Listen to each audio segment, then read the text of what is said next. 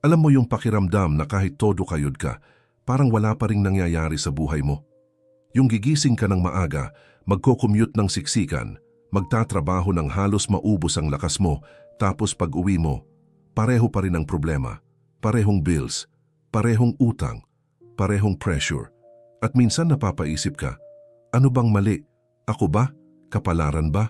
Mundo ba talaga ang salungat sa akin? Pero eto ang masakit, hindi effort ang kulang mo, hindi sipag, hindi tiyaga. Kung sipag lang ang basehan ng pag-asenso, matagal ng milyonaryo ang karamihan sa mga Pilipino. Ang problema ay nasa paraan ng pag-iisip na paulit-ulit, araw-araw, taon-taon na hindi natin napapansin. Para tayong nakakulong sa isang invisible na pader. Hindi nakikita pero ramdam na ramdam.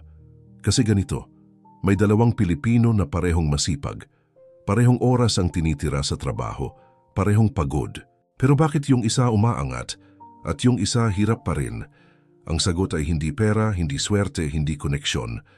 Ang sagot ay mindset, kung paano mo nakikita ang sarili mo, ang mundo, at ang posibilidad ng pagbabago. Ngayon baka iniisip mo na mindset? Yan lang?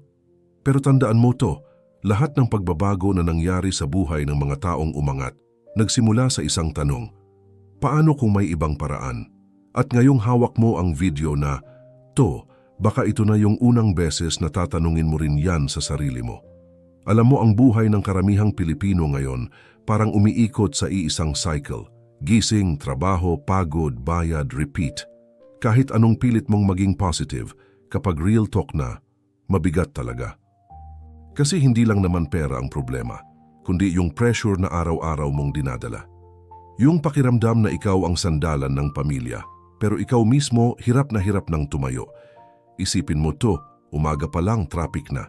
Minsan 2 oras kang nakatayo sa bus o jeep. Pagdating mo sa trabaho, andun na agad ang stress. Deadlines, boss, kulang na sahod, mataas na expectations.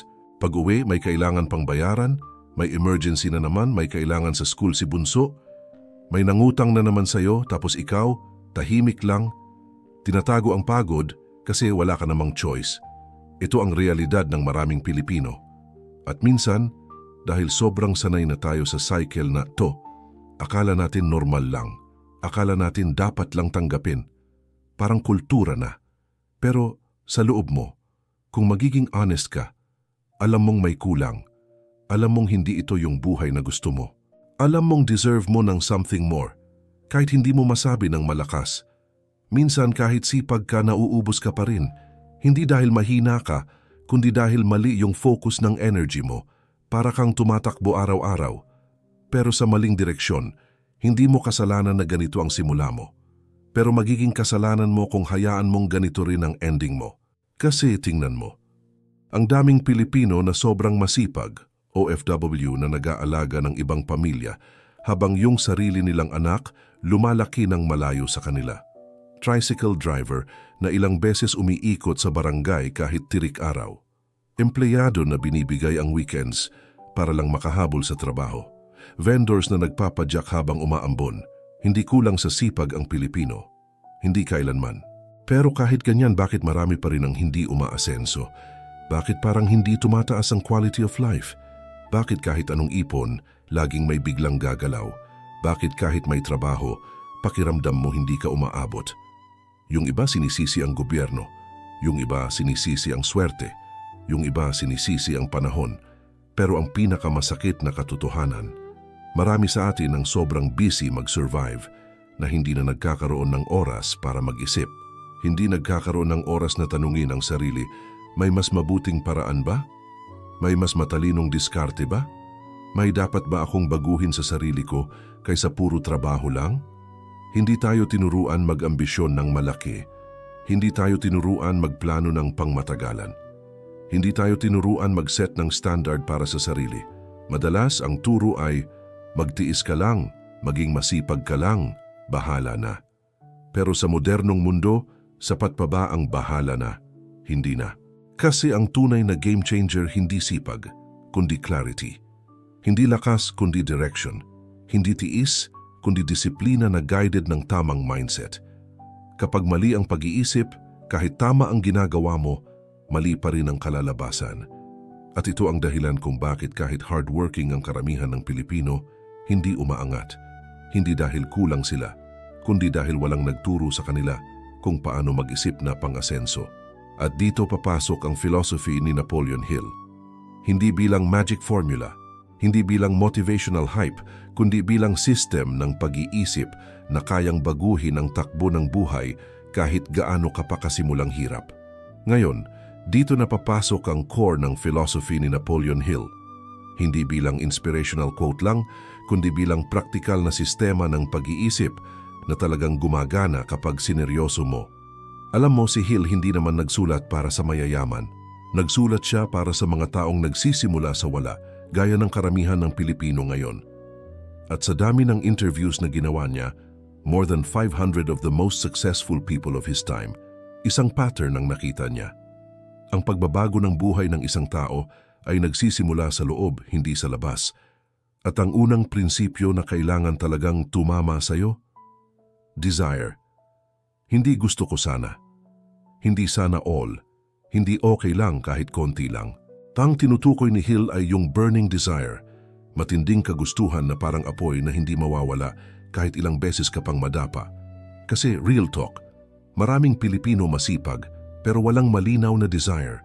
May pangarap, oo, pero hindi matibay, para bang optional. Para bang kung ibibigay, okay, kung hindi, bahala na. Pero kapag mahina ang desire mo, madali kang sumuko. Madali kang lamunin ng pagod, stress, bills, expectations. Pero kapag malinaw at malakas ang desire mo, bigla kang nagkakaroon ng kakaibang lakas na hindi mo alam na meron pala sa'yo. Yun ang unang pagbabago. Isipin mo tong kwento. May isang empleyado sa Makati, si Arvin. Tapos na sa college, nakakuha ng trabaho, stable naman. Pero mababa ang sahod, every month ubos agad. Utang dito, hulog doon, konting extra pero lagi ring nauubos sa emergencies.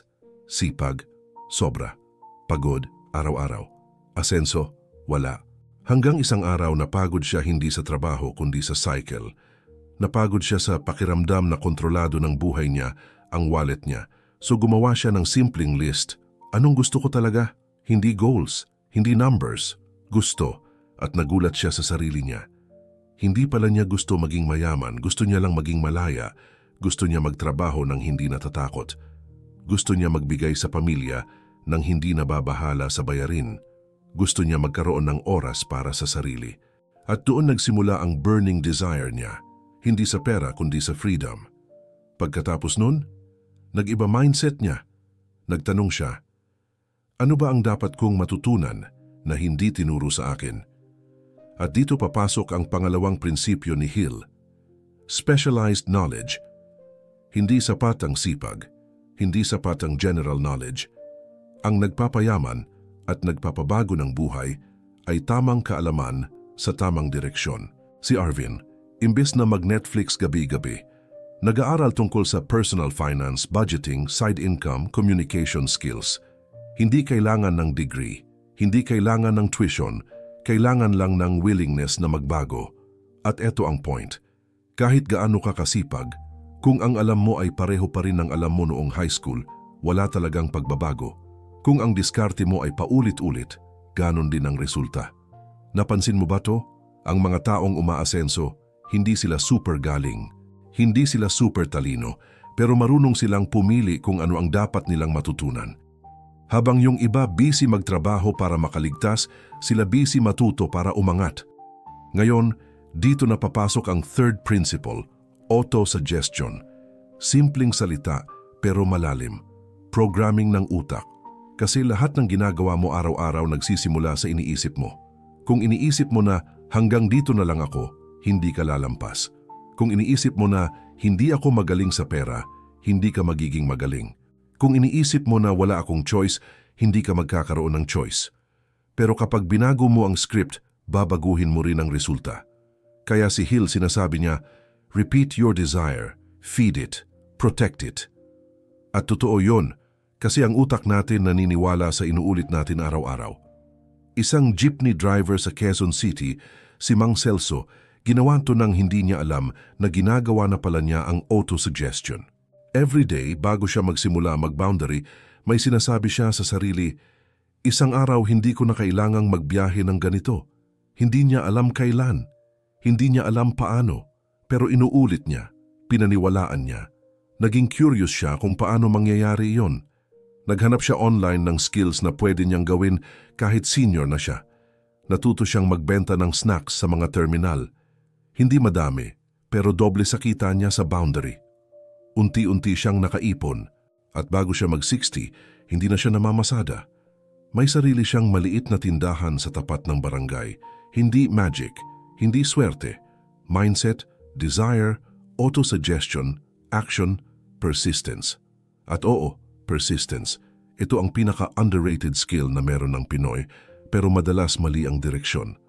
Kasi oo, matiyaga tayo. Pero ang tiyaga natin madalas napupunta sa pagtiis, hindi pag-grow. Tinitiis ang trapik, tinitiis ang trabaho, tinitiis ang pressure. Pero hindi nagpe-persist sa sariling pangarap.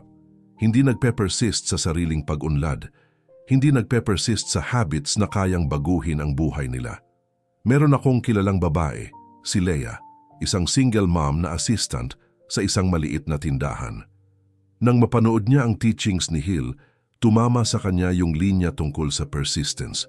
Sabi niya sa sarili, "Kung kaya kong magpursige para sa kumpanya ng iba, dapat kaya ko ring magpursige para sa sarili kong kinabukasan." Araw-araw nagbabasa, araw-araw nagpa-practice ng English communication, araw-araw nag-a-apply online. 3 buwan siyang walang reply, pero hindi siya tumigil. Ngayon, may remote job siya. Mas mataas sahod niya kaysa sa dating 3 trabaho niya combined. Ganito gumagana ang principles ni Hill sa tunay na buhay. Hindi mystical, hindi motivational hype, hindi overnight. Pagbabago sa pag-iisip, pagbago sa kilos, pagbabago sa resulta. Pero nagsisimula sa unang tanong na dapat itanong mo rin ngayon. Handa ba akong baguhin ang paraan ko ng pag-iisip? Kasi kung oo, doon nagsisimula ang asenso. Ngayon na naiintindihan mo ang core principles, desire, specialized knowledge, auto-suggestion, persistence, kailangan mo nang makita kung paano sila ginagamit sa totoong buhay, araw-araw. Hindi grand gestures, hindi big moves, kundi mga simpleng pagbabago na kapag inulit mo araw-araw, nagbubunga ng resulta na minsan mas mabilis pa sa inaasahan mo. Ang tawag dito, mental shifts. At ito ang sikreto kung bakit may mga Pilipinong umaangat kahit nagsimula sila sa wala, at bakit may iba na kahit buong buhay masipag, parang stuck pa rin. Una, tandaan mo ito. Hindi mo kailangan baguhin lahat sa isang araw. Hindi mo kailangan ayusin lahat ng biglaan. Ang kailangan mo lang ay simulan yung pagbabago, kahit maliit, at ulitin ng ulit-ulit. Consistency over intensity. Mental shift, number 1. Linawin ang gusto mo, hindi general goals, hindi vague dreams, hindi gusto ko ng mas magandang buhay. Dapat specific. Dapat malinaw, dapat may bigat. Kapag ang utak mo walang malinaw na target, kahit anong sipag mo, sayang, para kang nagdadrive sa gabi ng walang headlights. Uusad ka, oo, pero hindi mo alam kung tama ba ang direksyon. Maraming Pilipino ang hardworking pero directionless. Kaya kahit 5, 10, 20 years sa trabaho, pareho pa rin ang sitwasyon. Subukan mo ito, umupo ka ng 5 minuto. Isulat mo ng dire-diretso ang sagot sa tanong na, ano ba talaga ang gusto ko na hindi ko pa nagagawa dahil natatakot ako o nahihiya ako? Hindi mo kailangang ipakita sa iba, hindi mo kailangang i-share sa FB, pero kung hindi mo kayang magsabi sa sarili mo ng truth, paano ka aasenso? Mental shift, number 2. Ulitin araw-araw. Ito ang tinatawag ni Hill na auto-suggestion, pero practical version. Hindi kailangan mantra, hindi kailangan poetic, kailangan lang malinaw at inuulit. Kasi ang utak naniniwala sa kung ano ang madalas niyang marinig mula sa iyo. Halimbawa, gagaling ako sa pera. Nag-aaral ako araw-araw. Deserve ko ang mas magandang buhay. Hihinto ako sa cycle ng utang. Parang simple, pero huwag mong maliitin. Kasi pag inulit mo ito, nagiging lens siya para sa mga decisions mo. Nagiging compass. Mas mapapansin mo ang opportunities na dati hindi mo nakikita. Mas malakas loob mo. Mas may direction ka. Mental shift number 3, tigilan ang mga dahilan. Ito ang pinakamahirap tanggapin pero pinakamalaking breakthrough. Maraming Pilipino ang stuck hindi dahil kulang sila sa talent o sipag, kundi dahil magaling silang gumawa ng dahilan. Pagod ako. Bukas na lang. Wala akong oras. Hindi ako magaling dyan. Walang sumusuporta sa akin. Hindi pa timing. Pero ito ang totoo. Lahat ng umaasenso nagsimula ring pagod, takot. Walang oras, walang pera, walang support. Ang difference? Hindi nila hinayaang manalo ang excuses. Tinanggap nila na hindi magiging perfect ang simula. Tinanggap nila na hindi sila ready. Pero kumilos pa rin sila. Sabihin natin si Jenny, isang cashier sa supermarket. Dream niya magka-side income. Pero lagi niyang sinasabi, hindi ako techie, hindi ko kaya yan. Isang araw, nag-decide siya, ayoko na ng dahilan. Nanood siya ng free tutorials. Nag-practice siya ng 1 hour per day. Ngayon kumikita siya online. Hindi milyonaryo, pero may extra 8,000 to 12,000 a month. At alam mo kung ano ang nagbago? Hindi skills niya, mindset niya. Mental shift, number 4. Magpatuloy kahit walang resulta pa. Ito ang lugar kung saan karamihan sumusuko. Ginawa na nila yung habit. Nagbago na sila ng mindset. Pero after 2 weeks, walang progress. After 1 month, walang improvement. At akala nila, ay, hindi pala para sa akin. Pero ang totoo, ang results laging delayed. Ang progress laging naka-late upload. Kapag nagtanim ka ngayon, hindi bukas ang bunga. Kapag nag-workout ka ngayon, hindi next week ang ABS. Kapag nagbago ka ng habits ngayon, hindi isang buwan ng transformation. Pero darating, laging dumarating. At ang nagtatagumpay, yung hindi tumigil kahit wala pang nakikitang reward. Tingnan mo ang mga OFW. May naipon ba agad? Hindi. May naitayo ba agad? Hindi. Pero dahil consistent sila, unti-unti nagbabago ang buhay. Pero imagine mo kung umuwi sila after 1 month kasi wala namang nangyayari, wala sana silang nabago. Mental shift, number 5. Alalahanin kung bakit mo sinimulan. Ito ang fuel. Ito ang pang-boost. Ito ang panghawak sa'yo kapag gusto mo nang sumuko. Kapag naalala mo kung para kanino ka nagbubago, anak mo, future family mo, sarili mo, freedom mo, hindi ka basta-basta titigil. Hindi nagiging madali, pero nagiging posible. Isang tatay na construction worker, si Ramon ginawa to. Every time gusto niyang tumigil sa pag-aaral ng bagong skill online after work, pinapakita niya sa sarili niya, picture ng anak niya. Yun ang dahilan niya. At dahil doon, natuto siya mag-install ng solar. Ngayon mas mataas sahod niya sa 2 dating trabaho niya combined. Hindi dahil genius siya, hindi dahil may koneksyon siya, dahil naalala niya kung bakit siya nagsimula. Kapag sineryoso mo ang 5 mental shifts na ito, kahit hindi maging perfect agad may magbabago. Hindi mo mapapansin sa una, pero mararamdaman mo. Mas kalmado ka, mas intentional ang kilos mo, mas nababawasan ang sayang effort, mas nakikita mo ang path, mas may purpose ka. At doon nagsisimula ang tunay na asenso sa utak, hindi sa wallet. Tahimik ka muna ngayon, huminga ka ng malalim, hindi para mag-relax, kundi para maging present. Kasi itong part na to, hindi tungkol sa motivation. Tungkol ito sa totoong pagharap sa sarili mo. Sa dami ng taon na dumaan, ilang beses mo na bang naramdaman na parang ikaw lang ang lumalaban? Ilang beses mo na bang binalikat ang mga problema ng pamilya mo kahit ikaw mismo hindi sigurado kung kaya mo pa? Ilang beses mo na ring tinanong ang sarili mo kung may patutunguhan ba lahat ng ginagawa mo? At ngayon, habang pinapakinggan mo ito, baka may parte sa puso mo na medyo masakit kasi alam mong totoo, hindi ka tamad, hindi ka mahina, hindi ka kulang. Pero may mga bagay na hindi mo talaga alam noon. May mga mindset na hindi na ituro sa'yo. May mga decisions na ginawa mo dahil akala mo wala ka ng ibang choice. Pero ito ang moment na magpapabago sa'yo. Hindi mo kasalanan kung saan ka nagsimula. Pero ikaw ang may hawak kung saan ka pupunta.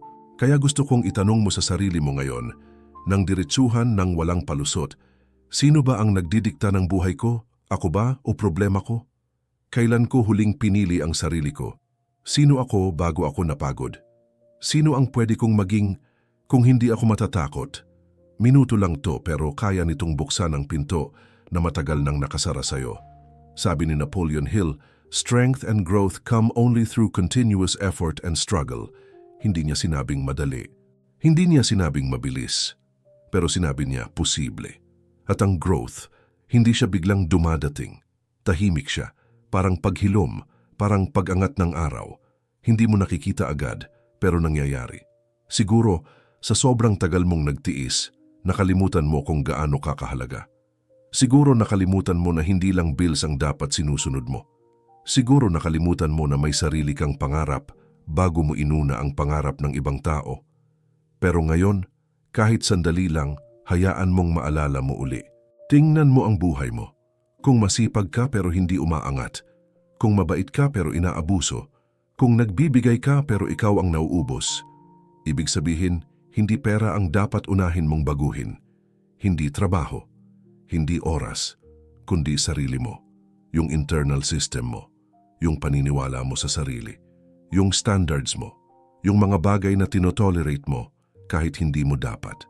Kapag ikaw ang nagbago, kahit hindi magbago ang paligid mo, mababago ang paraan mo ng pagharap.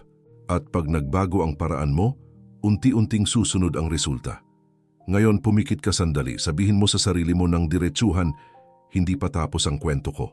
May next chapter pa, at ako ang magsusulat noon. Hindi mo kailangang maging malakas araw-araw. Hindi mo kailangang maging perfect. Ang kailangan mo lang ay maging tapat sa sarili mo, na gusto mong magbago at handa kang gawin ang kailangan para doon. At kung nararamdaman mong may parte sa'yo na biglang tumahimik, iyan ang sign, iyan ang simula, iyan ang shift. Kung umabot ka dito, may isa akong gustong malaman mo. Hindi aksidente na pinakinggan mo to hanggang dulo. Kahit hindi mo sabihin ng malakas, kahit hindi mo i-post sa social media, alam ng puso mo na gusto mo talagang magbago. Hindi dahil pressured ka, kundi dahil deserve mo. At dito, simple lang ang mensahe ko sa closing. Ang buhay mo hindi gagalaw kung ikaw mismo hindi gagalaw. Ang isip mo hindi lalawak kung ikaw mismo hindi magbubukas. At ang pangarap mo hindi lalapit kung lagi mong inuuna ang takot, pagod o dahilan. Pero kapag nag-decide ka, even quietly, na babaguhin mo ang mindset mo, dun ka nag-iiba, dun ka gumaganda, doon ka lumalakas. Hindi mo kailangang ipakita sa mundo, hindi mo kailangang mag-ingay. Sapat na ikaw mismo alam mong nag-e-evolve ka. Isipin mo to, ang self-control mo, ang habits mo, ang discipline mo, yan ang tunay na puhunan mo. Mas mahalaga pa yan kaysa pera. Kasi ang pera nawawala. Pero ang mind na nakafocus, trained at kalmado, yan ang hindi nananakaw. Gusto kong maramdaman mo to ngayon. Tahimik ka, pero determinado. Hindi agresibo, pero malinaw. Hindi nagmamadali, pero nakapila ang mga next steps mo. At kung gusto mong palakasin pa ang mindset mo, kung gusto mo pa ng mga kwento, aral at mental shifts na pwedeng magbago ng takbo ng buhay mo, nandito ako. Dito ka. Sa Mindset Milyonaryo, kung saan natututo ka hindi lang umasenso, kundi maging mas matatag, mas disiplinado, mas intentional. At tandaan mo, simula pa lang to, hindi pa tapos ang kwento mo, hindi pa tapos ang laban mo, at hindi ka nag-iisa.